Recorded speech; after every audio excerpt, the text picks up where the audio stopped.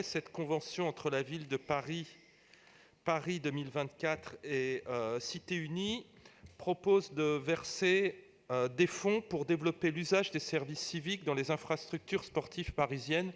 Et cela nous pose de nombreuses questions, puisque Cité Unie s'engage à mentionner la participation de la ville de Paris et de Paris 24 sur tous les supports de communication, mais nous nous étonnons que cela revienne à faire des services civiques une main-d'œuvre sous prétexte de promouvoir les JO.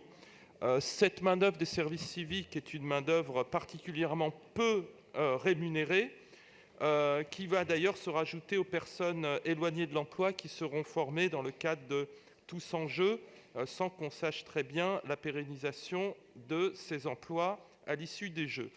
Nous souhaitons, nous les écologistes, que soit privilégié un accompagnement professionnel et une rémunération des structures sportives pour pouvoir mettre en œuvre cet apport.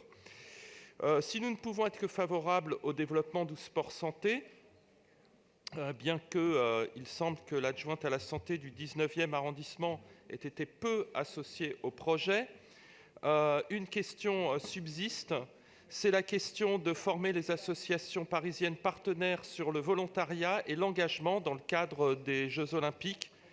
Sport accessible à toutes et tous, oui, mais sous condition de promouvoir les Jeux Olympiques. C'est ce que nous questionnons, car nous pensons qu'il faut dissocier le sport quotidien de cet événement à venir, qui est plus un événement spectacle dans lequel le sport reste un prétexte. Enfin, la convention entre la ville de Paris et le CNOSF matérialise une dépense uniquement à la charge de la ville, ce qui implique une fan zone sur le Trocadéro à l'occasion des JO de Tokyo. Nous nous interrogeons sur cette mesure et notamment sur les conséquences en matière de décalage horaire, puisque ces épreuves auront lieu lorsqu'elles sont en direct au cours de la nuit.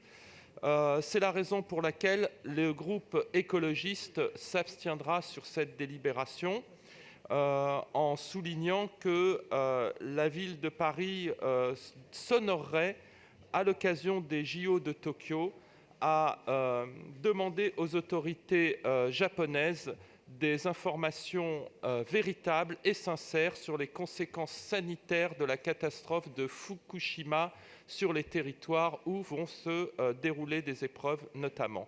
Nous nous abstiendrons donc, je le redis, sur cette délibération. Merci Monsieur Boutot. La parole est à Daniel Simonet.